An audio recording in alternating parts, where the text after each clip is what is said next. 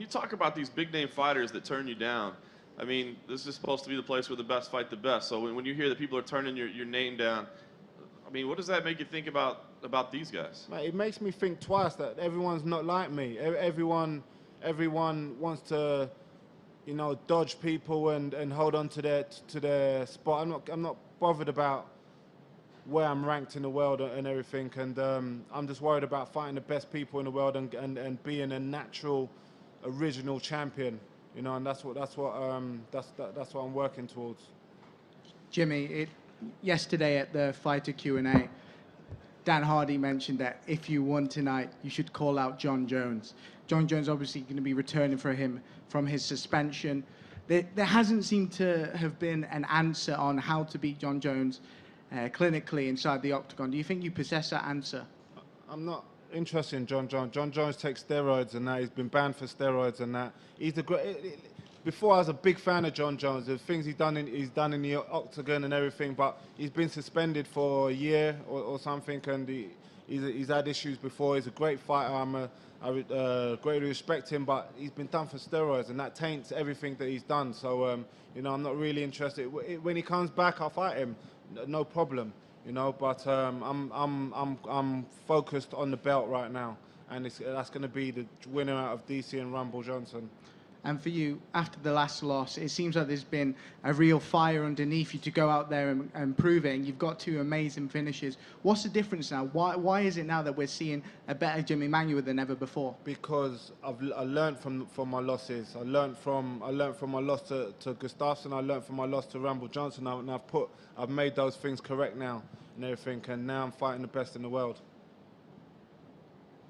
Hi, Jimmy. You briefly. You made it known that you want the winner of DC and Rumble next, but with John Jones' cloud looming over the division, are you worried that he's going to overlook you? Are you going to get overlooked, sorry?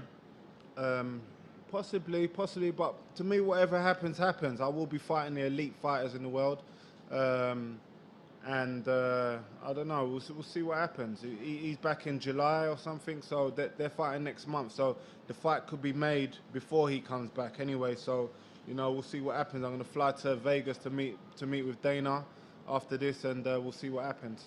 And if they offer you Jones, is that a fight that you'd be willing to take? No problem, no problem.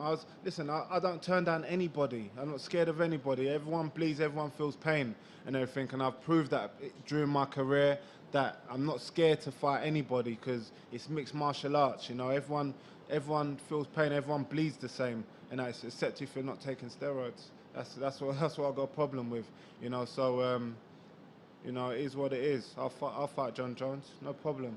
And you jumped right back into Trey McCack pretty quickly after the win over OSP, and obviously you just fought tonight. When would you ideally like to return?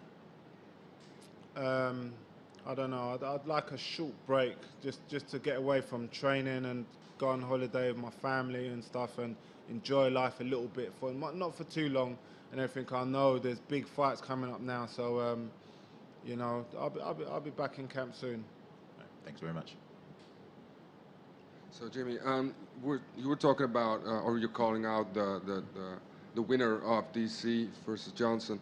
So who of those two do you think matches up better for you? I don't know. Me and Rumble Johnson are two of the hardest hitters, or the most exciting fighters in the light heavyweight division. And I'd love to get a rematch with him and that to avenge my loss, because I made some silly mistakes with my weight and my striking as well. So I'd like to avenge that loss against the most feared man in the probably in the UFC roster, and that in Rumble Johnson. And but then again, DC's a great champion. He's feared and everything. He's beat the guy I'm talking about. He's beat Alex, he's beat a lot of the guys in the division, so I'd like to fight him as well, you know. And you know, to me, I don't care who it is, because DC's more wrestling based and that Rumble's more striking based and everything, so to me, I don't care. It's mixed martial arts, you know. Okay, so you just told us that you learned from your losses, so what would you do differently if you're fighting Anthony Johnson the next time? It's a bit of a secret. You know, I know the mistakes I made. My team know the mistakes I made in that fight and everything. My strength and conditioning team know the mistakes I made for that fight. So everything was wrong for that fight, but I still took the fight anyway. I took the fight on like 4.5 weeks notice and everything. So I was training more for cardio than any other technical stuff. I just come off a big operation on my knee and stuff like that, but I took the fight anyways. So you know, I'd like a proper training camp for that, and you know, that's what will happen. Thank you. Jim? Any questions, Jim?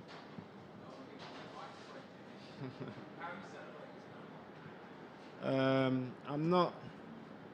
I don't know. I haven't even looked at my phone. I've got so many messages and that, but I might go out. I'm not sure, but I might celebrate with a holiday with the family.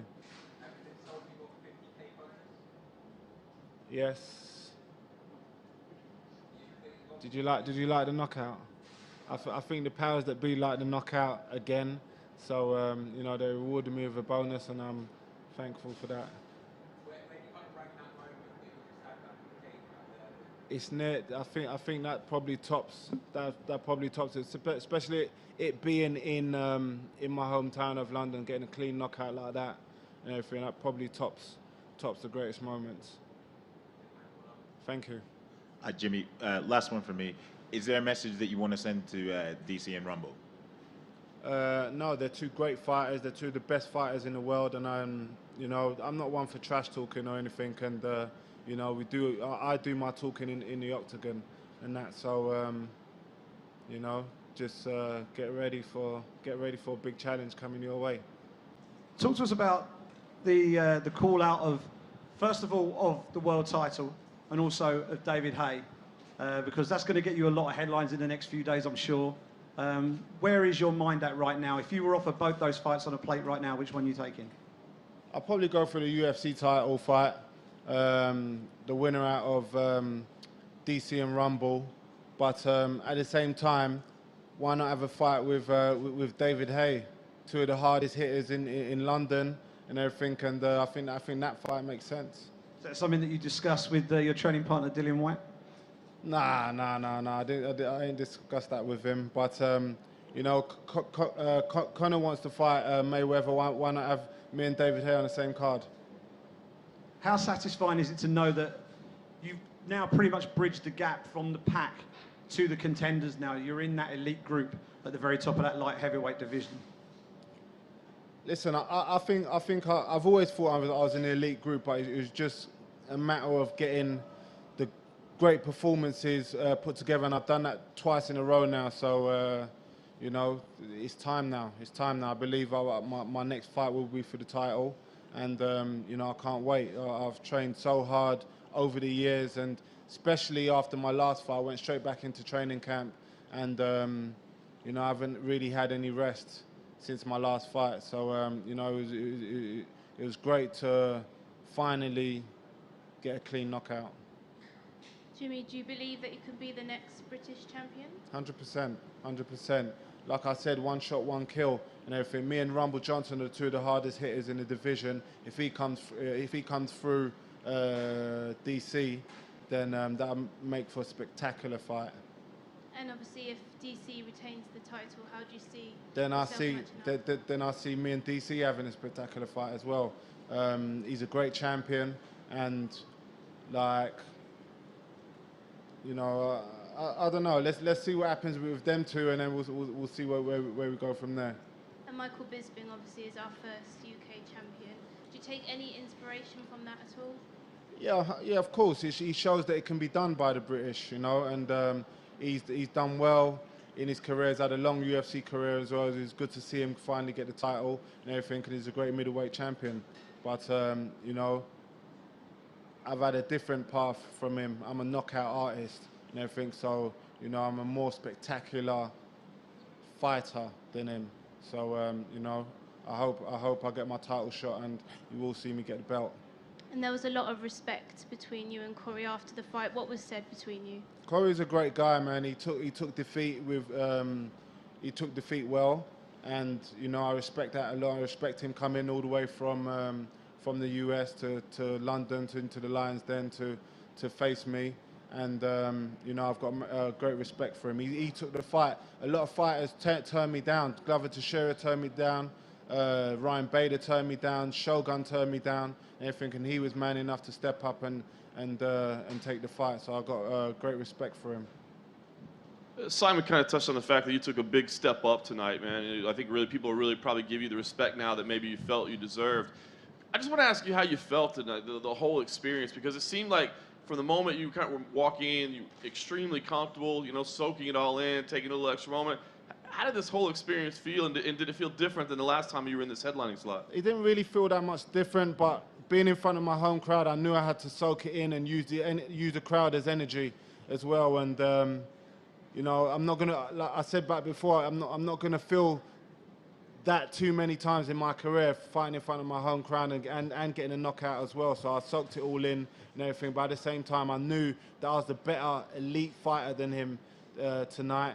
And you know, I knew I just had to take my time, and he would make the mistake, and I made him pay for it. And Corey admitted that your takedown defense was better than he thought it was. I mean, you said yourself you're a knockout artist, but do you feel like maybe you answered some questions, or maybe people just don't give you the respect that you deserve for the other aspects of your game? Listen, people can say what they want. At the end of the day, when we get in there, it's a fight. That's what I say to everyone. It's a fight when we get in there. It's not technical. It's not wrestling. It's not boxing. It's a mixed martial arts fight. So we knew what he was coming with. We knew he'd try and mix up striking with takedowns, and we worked tirelessly on takedown defense for this fight. But we do that anyways.